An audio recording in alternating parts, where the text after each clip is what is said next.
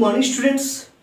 आज हम पढ़ेंगे टाइप्स ऑफ सेट्स, समुच्चय के प्रकार। स्टूडेंट्स, हम लोगों ने प्रीवियस क्लासेस में समुच्चय को समझा था, सेट क्या होती है समझा था। उसमें बहुत सारे सेट्स को कैसे रिप्रेजेंट करते हैं, कैसे निरूपित करते हैं, दो विधियों से दोनों विधियों को हम लोगों ने पढ़ा था। और आज का बारी है समुच्चय के प्रकार, टाइप्स ऑफ सेट्स पढ़ेंगे हम लोग। तो स्टूडेंट, सबसे पहले जितने भी सेट के टाइप्स होते हैं सभी को पहले एक बार हम देख लेते हैं, थोड़ा सा इसका नेमिंग देख लेते हैं और एक एक करके सबके बारे में हम एक्सप्लेन करेंगे, समझेंगे कौन सा सेट कैसे होता है। जब ये सभी यहाँ पे टाइप्स ऑफ सेट में यहाँ पे 10 टाइप्स ऑफ सेट यहाँ पे लिखे हुए, मैं 10 प्रकार के सेट समुच्चय यहाँ पे लिखा हूँ।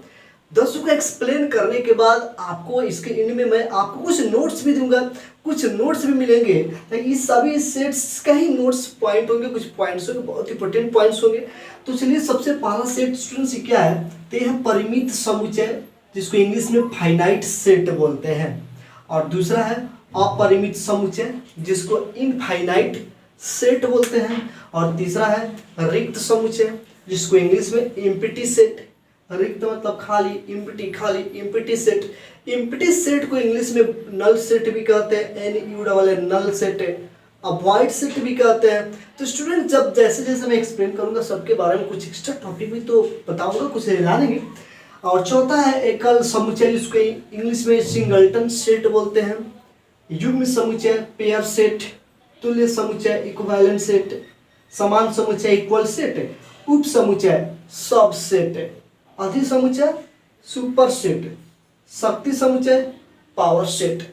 तो स्टूडेंट्स, यहाँ पे 10 प्रकार के यहाँ पे समुच्चय दिए गए हैं, 10 टाइप्स ऑफ सेट्स दिए गए हैं। सभी सेट्स को हम लोग एक एक करके एक्सप्लेन करेंगे, पढ़ेंगे, समझेंगे, ठीक है। तो चलिए स्टूडेंट्स, आप सबसे पहले काम करें, समुच्चयों के प्रकार लिख करके आप इस सभी को नोट कर लें, क्योंकि मैं कहीं स्पेस ना मिलने की वजह से मैं इसको इरेज भी कर दूं।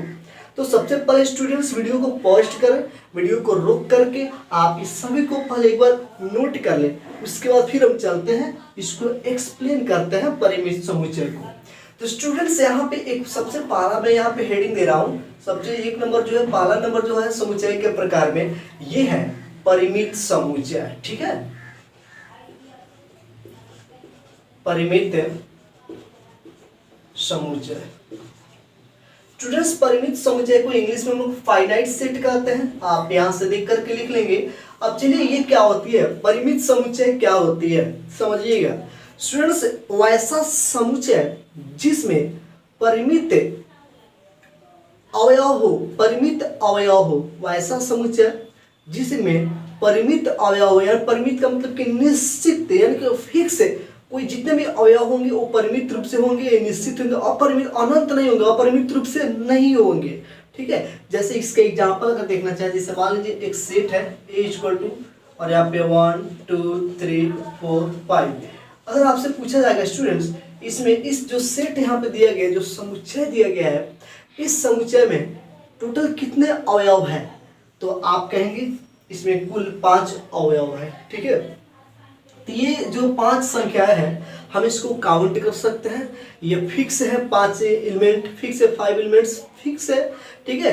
तो हम कहेंगे ये परिमित समुच्चय है, ठीक, finite set, this is finite set. अब इंग्लिश में अगर कहना चाहे, इंग्लिश में डिफिनेशन बोलना चाहे तो कह सकते हैं a set having finite elements is called finite set. वैसा सेट जिसमें फाइनाइट एलिमेंट हो उसको हम फाइनाइट सेट कहते हैं।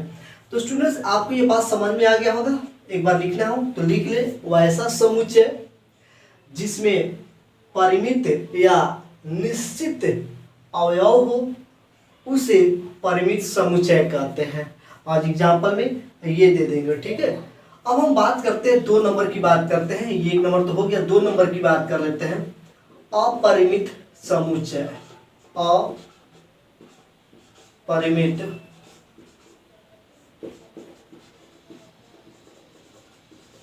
अपरिमित समुच्चय की बात कर लेते हैं।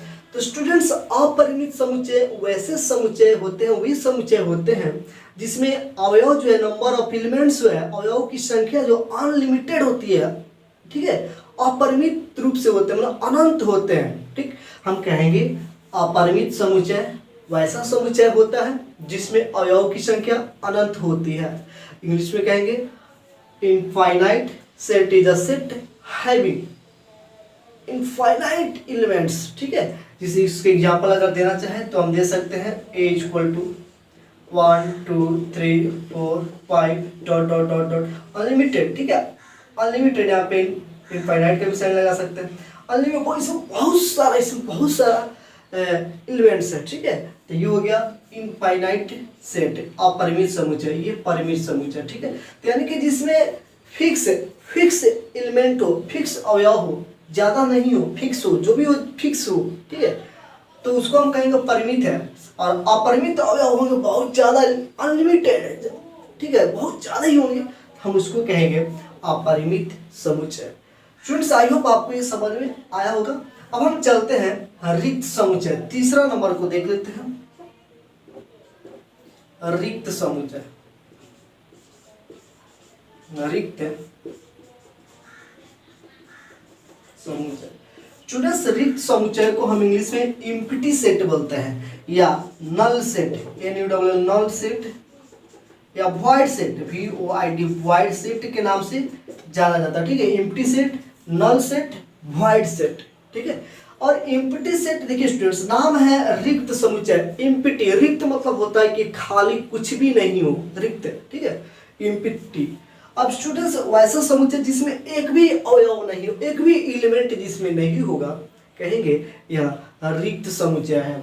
जैसे स्टूडेंट्स इसका अगर हम एग्जांपल दें तो यहाँ पे लिख सकते हैं a इक्वल टू, जैसे देख लीजिए यहाँ पे, इसमें कोई भी एलिमेंट है क्या? कोई भी एलिमेंट इसमें नहीं है, तो हम कहेंगे यह रिक्त समुच्चय है। और भी हम एग्जांपल देते हैं, थोड़ा सा मैं इरेज कर रहा हूँ क्योंकि मेरे पास स्पेस नहीं है, स्पेस के लिए तो मुझे इरेज करना ही पड़ेगा, तो इसके लिए सॉरी, इरेज कर रहा हूँ। तो अब हम यहाँ पे समझ लेते हैं,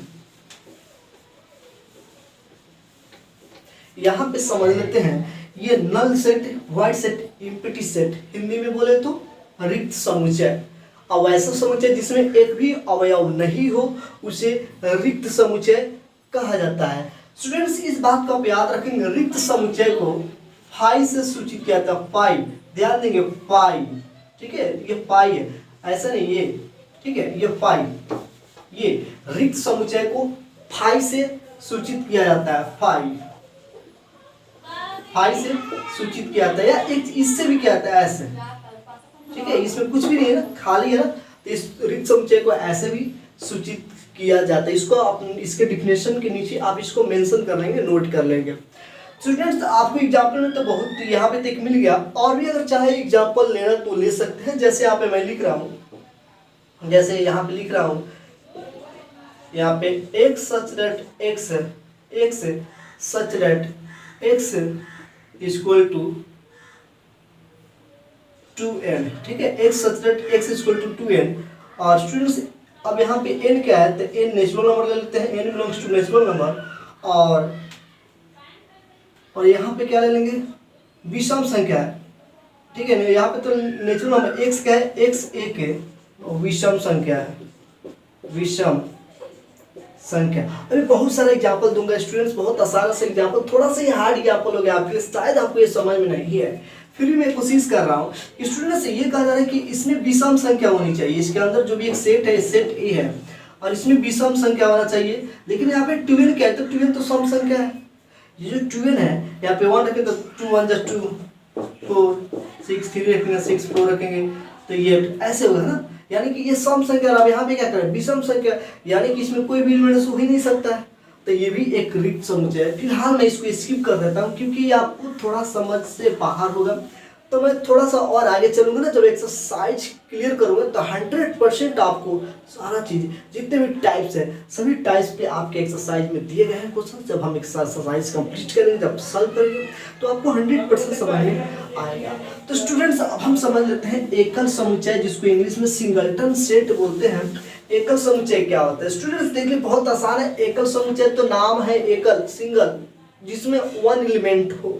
वैसा समुच्चय जिसमें एक और केवल एक अवयव हो उसे एकल समुच्चय कहते हैं। असेट अगर इंग्लिश में कहना चाहें तो कहेंगे a set having only one element is called singleton set. वैसा समुच्चय, वैसा सेट जिसमें केवल एक अवयव हो। ठीक है स्टूडेंट्स, अब इसका एग्जांपल यहाँ पे देख ले, जैसे कोई भी एक अवयव डाल दे, हो गया ये सिंगलटन सेट हो गया। सिंगलटन यानी एकल, वन। ठीक है, इसको आप याद रखेंगे। वैसा समुच्चय जिसमें एक अवयव हो उसको हम एकल समुच्चय कहते हैं। अब स्टूडेंट्स यहाँ पे युग्म समुच्चय यानी कि पेयर सेट। अब पेयर मतलब कि आप समझते हैं क्या, तो जिसमें दो अवयव हो ना, टू एलिमेंट्स। स्टूडेंट्स इसका डिफिनेशन ये कह सकते हैं, इसका परिभाषा वैसा समुच्चय जिसमें केवल दो अवयव हो उसे हम युग्म समुच्चय बोलते हैं। इंग्लिश में कहना चाहे तो कह सकते हैं a set having only two elements is called pair set। ठीक है, a set having only two elements is called pair set। तो इसका भी डिफिनेशन हो गया स्टूडेंट्स। अगर आप इसका भी एग्जांपल लिखना चाहे तो लिख सकते हैं, कोई भी दो एलिमेंट इसमें डाल दें, कोई भी दो एलिमेंट इसमें डाल दें। अब हम बात कर लेते हैं युग्म समुच्चय, पेयर सेट हो गया। अब हम बात कर लेते हैं तुल्य समुच्चय क्या होता है। इक्विवेलेंट सेट, तुल्य समुच्चय को हम लोग इक्विवेलेंट सेट कहते हैं। अब चलिए स्टूडेंट देखते हैं यहाँ पे तुल्य समुच्चय क्या होता है। तो स्टूडेंट्स तुल्य समुच्चय क्या होता है यहाँ पे समझेंगे। यहाँ पे एक मान लीजिए समुच्चय, यहाँ पे 1 2 3 है, एक समुच्चय हो गया। ठीक है, जिसमें 3 अवयव है, 1 2 3। ठीक है, इसमें स्टूडेंट्स 3 अवयव है। तो अगर आपसे पूछा जाए कि इसमें नंबर ऑफ एक कार्डिनल संख्या, इसका गणन संख्या बताइए, समुच्चय का गणन संख्या। इस बात को आप यहाँ पे नोट कर लेंगे। ठीक है, नोट कर लेंगे। थोड़ा सा इसमें एक बात, एक टॉपिक है, छोटा सा टॉपिक है, मैं इस टॉपिक को क्लियर कर दूं क्योंकि ये जब टॉपिक आया तो ये मुझे ये टॉपिक याद आ गया। फिलहाल मुझे तो इसको पहले ही बताना चाहिए था। खैर कोई बात नहीं, आप पहले नोट लिखेंगे। ठीक है, नोट लिखेंगे। नोट में एक टॉपिक है, छोटा सा प्यारा सा टॉपिक है, कार्डिनल नंबर। क्या स्टूडेंट्स, कार्डिनल नंबर। ठीक है, अब इसको हिंदी में कहते हैं गणन संख्या। स्टूडेंट्स गणन संख्या। अब आपसे कोई पूछेगा किसी समुच्चय का गणन संख्या क्या होती है, बहुत आसान है, कुछ नहीं है। जैसे मान लीजिए स्टूडेंट्स ये एक समुच्चय है, इसमें कितने अवयव है, कुल कितने एलिमेंट है, 1 2 3।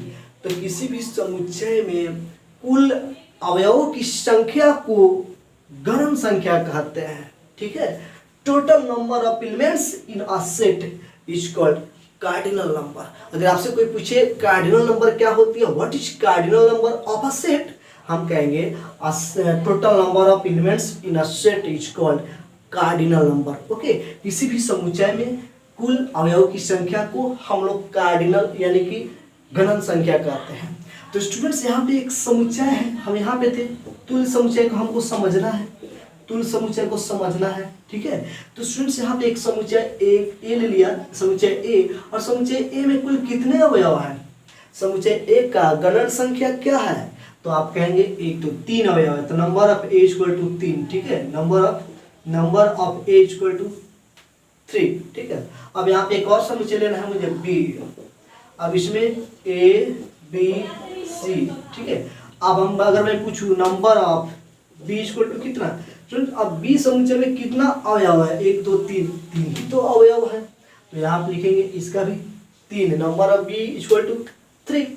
तो स्टूडेंट्स यहाँ पे number of A equal to number of B है ना, यहाँ पे number of A equal to number of B. तो वैसा दो समुच्चय को हम तुल्य समुच्चय कहते हैं। स्टूडेंट्स तुल्य मतलब कि तुलना करना है। ठीक है, दो समुच्चय को लेना है और उसको तुलना करना है। अगर दोनों में देखेंगे number of A equal to number of B है, मतलब जितना इसमें अवयव हो उतना ही अवयव बी में भी है, तो हम कहेंगे कि दोनों समुच्चय तुल्य समुच्चय है। फिर से समझ लेते हैं, फिर से तुल्य समुच्चय किसे कहते हैं, दो समुच्चय लेंगे, दो समुच्चयों में यदि दोनों का गणन संख्या बराबर हो तो उसे तुल्य समुच्चय कहते हैं। यदि ये, अब इसको ऐसे भी कह सकते हैं, यदि ए और बी दो समुच्चय हो तो नंबर ऑफ ए बराबर नंबर ऑफ बी हो तो उसे तुल्य समुच्चय कहते हैं। यदि दो समुच्चय है ए और बी हो तो नंबर ऑफ ए बराबर नंबर ऑफ बी हो तो उसे तुल्य समुच्चय का अर्थ है। बात समझ में आ रही होगी आपको।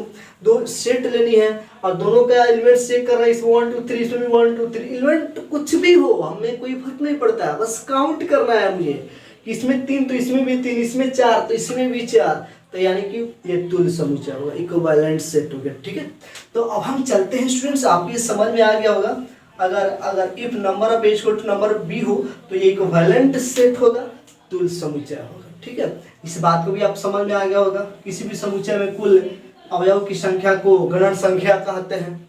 अब हम बात करते हैं स्टूडेंट समान समुच्चय की। ठीक है, अब मैं इसको इरेज करता हूँ, आप एग्जाम्पल नोट करते चले, आप वीडियो को रोक करके पॉज कर दें और जितना भी मैं एग्जाम्पल बता रहा हूँ सबको नोट करते चले, क्योंकि एक्सरसाइज में काम आने वाला है।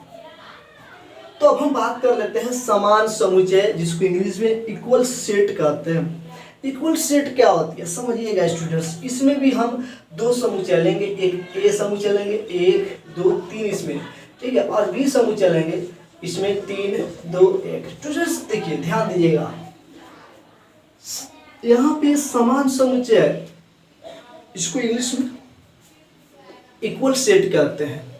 तो स्टूडेंट्स इसका डिफिनेशन हम ये देते हैं, दो समुच्चय हो, ठीक है, और दोनों समुच्चय का प्रत्येक अवयव समान है।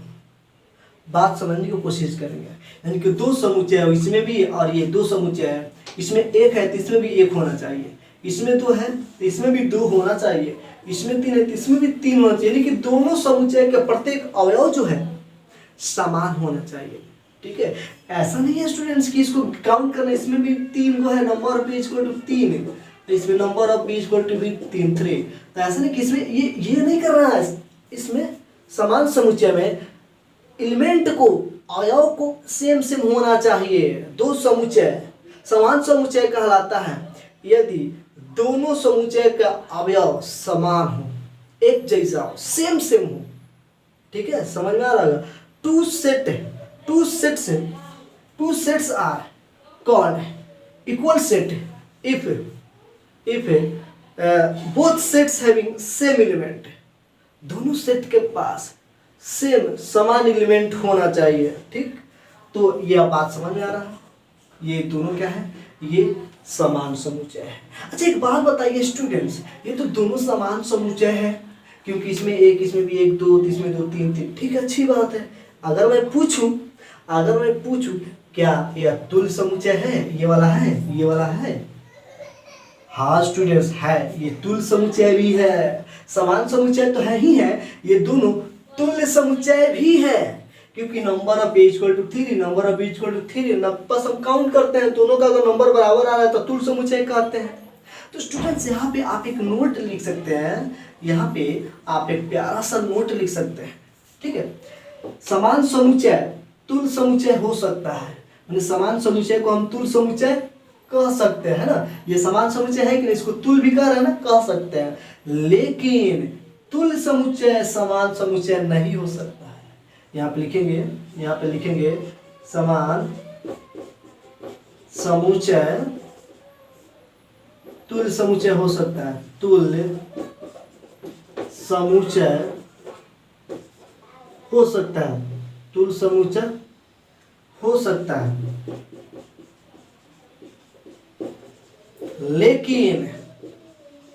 लेकिन तुल्य समुच्चय सामान्य कभी नहीं हो सकता है, लेकिन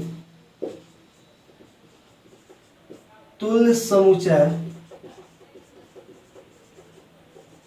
समान नहीं हो सकता, समान समुच्चय नहीं हो सकता। ठीक है, आप इस बात को नोट कर लेंगे, ये ऑब्जेक्टिव में पूछा भी जाता है, कभी कभी ये क्वेश्चन पूछ दिया जाता है। ठीक है, तो इस बात को आप नोट कर लेंगे। तो अब हम बात करते हैं स्टूडेंट्स उप समुच्चय सबसेट की बात करते हैं। एक आखिर में सबसेट क्या होता है देख लेते हैं। सबसेट बहुत प्यारा टॉपिक है, तो अब हम आए हैं सबसेट को देखते हैं।